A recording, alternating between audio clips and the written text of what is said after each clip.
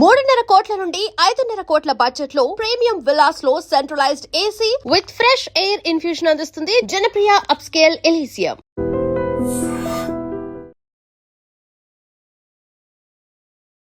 నమస్కారం, welcome to I dream. ధర్మ మార్గం విత్ విజిత కార్యక్రమానికి స్వాగతం.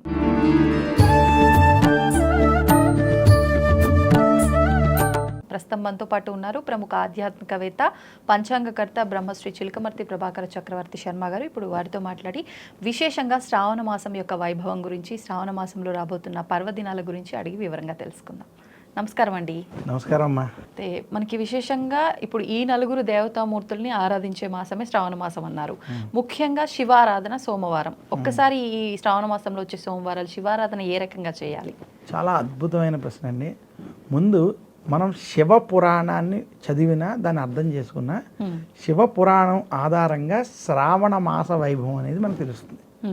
అసలు శ్రావణ మాసంలో ప్రతిరోజు శివార్చన చేయమని శివపురాణం చెప్పింది. నిత్యం కూడా అసలు మనం ప్రతిరోజు, ప్రతి సంవత్సరంలో ఉన్న ప్రతిరోజు చేసుకోవడం మంచిది.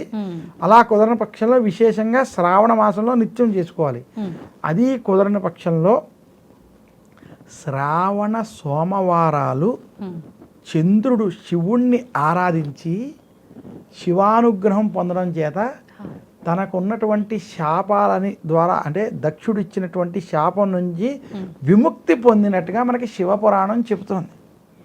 అందుకనే శ్రావణ సోమవారాలు విశేషంగా ఉపవాస దీక్షలు, శివాభిషేకాలు ఉత్తర భారతంలో ప్రత్యేకంగా చేస్తారు.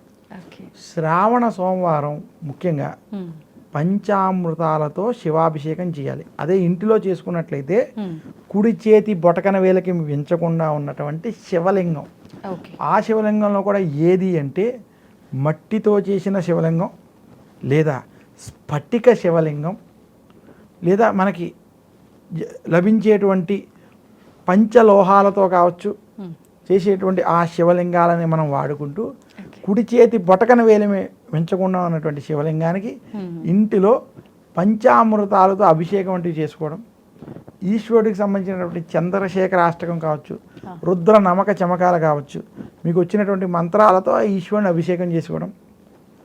ఓం హర హర హర నమ సోమాయ చ రుద్రాయ చ నమస్తామ్రాయ చ రుణాయ చ నమ శంఘాయ చ పశుపతయే చ నమ ఉగ్రాయ చ భీమాయ చ నమో అగ్రేవధాయ చ దూర్రేవధాయ చ నమో హంత్రే శహనీయ చేచ నమో వృక్షేభ్యో హరిగేశేభ్యో నమస్థారాయ నమ శంభవే చ మయోభవే చ నమ శంకరాయ చ మయస్కరాయ చ నమ శివాయ చ శివతరాయ చ నమ తీర్థాయ చ. అలా ఈశ్వరుడికి అభిషేకం అది చేసుకుంటూ, లేదా శివాలయంలో అభిషేకాలు వంటివి చేసుకుంటూ శ్రావణ సోమవారాలని ఎవరైతే భక్తి శ్రద్ధలతో చేస్తారో శివానుగ్రహం వల్ల ఆరోగ్యము, ఐశ్వర్యము కలుగుతుంది.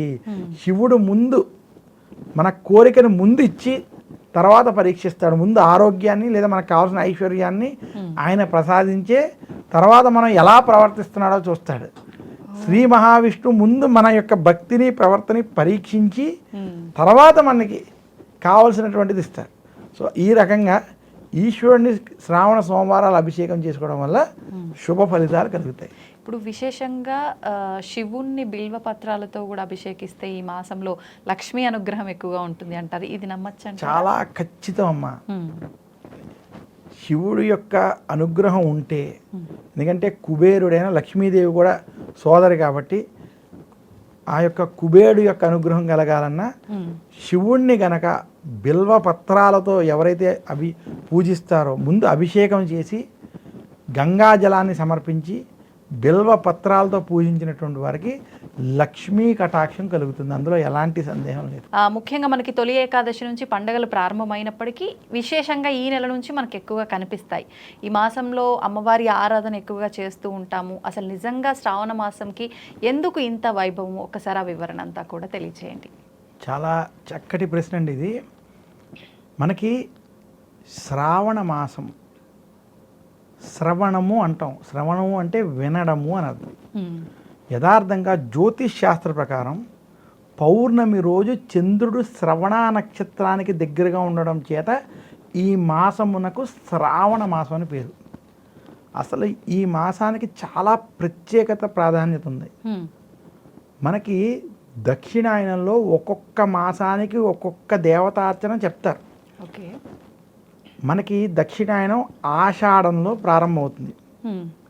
ఆషాఢంలో ముందు గురు పౌర్ణమి దగ్గర నుంచి మనకి అసలైనటువంటి ఆషాఢం అంటే తొలి ఏకాదశి వచ్చినప్పటికీ, యోగ నిద్రలోకి శ్రీ మహావిష్ణువు వెళ్ళినప్పటికీ మనకి మన యొక్క శాస్త్రం ఏ రకంగా చెప్పిందంటే గురుముఖేన జ్ఞాతవ్యం, అంటే దేనికైనా ముందు గురువు ముఖ్యం.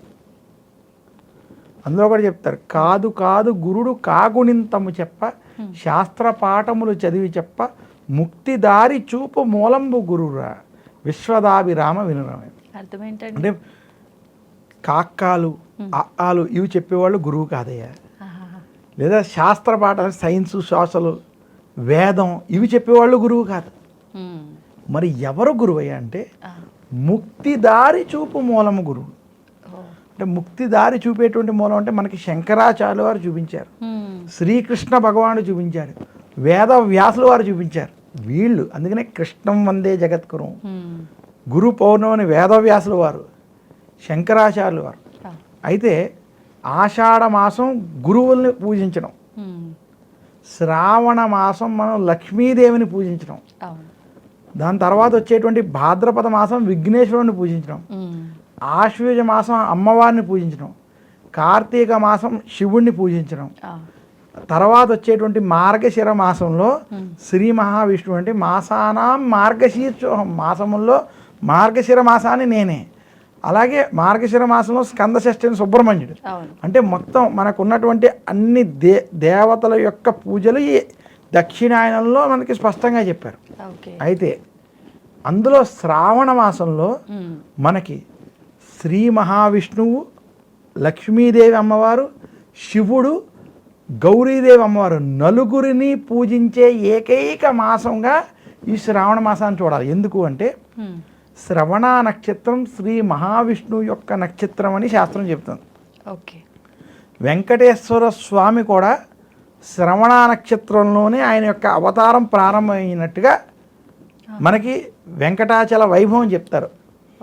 వెంకటేశ్వర స్వామికి సంబంధించిన నక్షత్రం.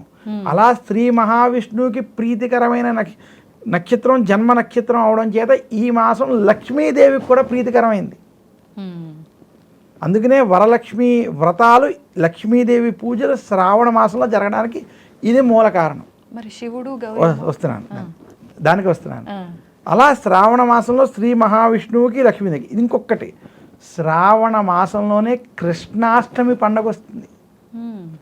శ్రీకృష్ణుడు స్వయముగా భూమి మీద అవతరించినటువంటి రోజు కృష్ణాష్టమి, జన్మాష్టమి, గోకులాష్టమి, రోహిణి అష్టమి అయినటువంటి ఆ రోజు శ్రావణ మాసంలో రావడం శ్రావణ మాస వైభవాన్ని చెప్తుంది. ఇంకా మనకి కార్తీక మాస వైభవం కార్తీక పురాణం స్పష్టంగా చెప్పింది. దక్షిణ భారతంలో కార్తీక పురాణానికి, కార్తీక మాసానికి ఎంతటి ప్రాధాన్యత ఉందో, ఉత్తర భారతదేశంలో శ్రావణ మాసానికి, శ్రావణ వైభవానికి, ముఖ్యంగా శివ పురాణం ఆధారంగా శ్రావణ మాసానికి, శ్రావణ సోమవారాలకి అంత విశిష్టత ఉంది. నేను ఛాలెంజ్గా చెప్తాను, శ్రావణ మాసంలో మహారాష్ట్ర నుంచి, గుజరాత్ నుంచి, ఇటు ఒరిస్సా నుంచి, అటు ఢిల్లీ వరకు కూడా మీరు ఏ శివాలయంలో అయినా, లేదా శ్రావణ మాసంలో ఉన్నటువంటి జ్యోతిర్లింగాలు అంటే కాశీ, కేదార్నాథ్, ఉజ్జయిని, ఓంకారేశ్వర్, అలాగే గుజరాత్లో ఉన్నటువంటి నాగనాథ్, సోమనాథ్, మహారాష్ట్రలో ఉన్నటువంటి నాసిక్, త్రయంబకేశ్వర్, భీమాశంకర్, బీహార్లో ఉన్నటువంటి జసిడీ దగ్గర ఉన్నటువంటి బైద్యనాథ్, ఈ జ్యోతిర్లింగాల్లో ఎక్కడా కూడా మీరు శ్రావణ మాసంలో అడుగు వేయలేరు. మన కార్తీక మాసంలో ఎలా ఉంటుందో అంతకన్నా ఎక్కువగా ఈ సమయంలో ఉంటుంది. అందులోనూ సోమవారం చాలా విశేషంగా ఉంటుంది. అందుకనే శ్రావణ మాసం, శ్రావణ సోమవారాలు విశేషంగా శివారాధనకి చాలా ప్రీతికరం. ఎవరైనా కనుక శ్రావణ సోమవారాల్లో తెలిసి కానీ తెలియక కానీ ఈశ్వరుడికి అభిషేకం చేసుకుంటే ఆపమృత్యు దోషాలు తొలగిపోతే శివానుగ్రహం చాలా త్వరగా లభిస్తుందని ఉత్తర భారతంలో విశేషంగా శ్రావణ సోమవారాలు శివుడికి అభిషేకాలు చేస్తారు. అంతటి విశేషం శ్రావణ సోమవారాలకు ఉంది. అంటే శ్రావణ మాసం వీటికి ప్రతీక. ఇంకా శ్రావణ మాసంలో మంగళ గౌరీ వ్రతాలు. మన దక్షిణ భారతంలో శ్రావణ మాసంలో మంగళ గౌరీ వ్రతాలు, వరలక్ష్మి వ్రతాలు, అది చెప్పనక్కర్లేదు. ఈ రెండు కూడా మనం ఆచరించి మనకున్నటువంటి గ్రహ దోషాలు తొలగించుకుని అమ్మవారి యొక్క అనుగ్రహము చేత ఆరోగ్యాన్ని పొందగలిగేటువంటి మాసం. అందుకనే శ్రావణ మాసం శివుడికి, శ్రీ మహావిష్ణువుకి, లక్ష్మీదేవికి, అమ్మవారికి, నలుగురికి పూజించగలిగేటువంటి, నలుగురి దేవతల యొక్క అనుగ్రహం సంపాదించగలిగేటువంటి గొప్ప మాసం. ఇంకా శ్రావణ మాసంలో శ్రవణం ఎక్కువ చేయాలి. ఏమి శ్రవణం చేయాలి? లలితా సహస్రనామాలు, విష్ణు సహస్రనామాలు, మణిద్వీప వర్ణన, కనకదారా స్తోత్రం, గురు దక్షిణామూర్తి స్తోత్రం, రుద్ర నమక చమకాలు, ఇలాంటివి ఎవరైతే శ్రవణ మననాలు చేసుకుంటారో వాళ్ళకి ఖచ్చితంగా ఆ ఈశ్వరుడు యొక్క, భగవంతుడి యొక్క అనుగ్రహం పొందుతారు. అది శ్రావణ మాసం, దీనికి చాలా ప్రాధాన్యత. అందుకనే శ్రావణ పౌర్ణమి, జంధ్యాల పౌర్ణమి చేస్తూ శ్రావణ పౌర్ణమి నుంచి వేదం చదువుకునే విద్యార్థులు అంతా కూడా ఉపాకర్మ చేస్తారంటే శ్రావణ మాసంలో నూతన యజ్ఞోపవీతాన్ని ధరించి అక్కడి నుంచి విద్యను ప్రారంభిస్తారు. చాలామంది దసరాల్లో సరస్వతి దేవి సమయంలో విద్యను ప్రారంభిస్తారు. కానీ చాలామందికి తెలియని విషయం ఏంటంటే శ్రావణ పౌర్ణమి ఋషి పంచమి రోజు కనుక విద్యాభ్యాసం చేయడం కూడా చాలా విశేషం. ఆ రోజు సరస్వతి పూజ చేసి విద్యాభ్యాసం చేస్తే చాలా సత్ఫలితాలు కనబడతాయి. అందుకనే శ్రావణ మాసం అంత ప్రత్యేకం, విశేషం. చాలా సంతోషం అండి, ధన్యవాదాలు. And for more videos, Please subscribe to iDream. Please subscribe to iDream. Please subscribe iDream. And please subscribe to iDream. For more videos, subscribe to iDream. please like, share and subscribe to the channel. Congratulations, iDream. Subscribe to iDream. Subscribe to iDream. So subscribe to iDream Media. iDream ki iDream team andarki huge congratulations. Please subscribe iDream Media. Please subscribe to iDream. Subscribe iDream. Please subscribe to iDream. iDream అంటే నా కళల ఛానల్ను subscribe చేసుకున్నారు, నోరు తిరుగుతలేదు. మీరైతే గంట గుర్తు కొట్టండి. For more such videos, please subscribe to iDream. Subscribe to iDream. Please subscribe to iDream. Please subscribe iDream Media. Please do subscribe to iDream. Please subscribe to iDream Media. For best entertainment and information, please subscribe iDream. And don't forget to subscribe to iDream.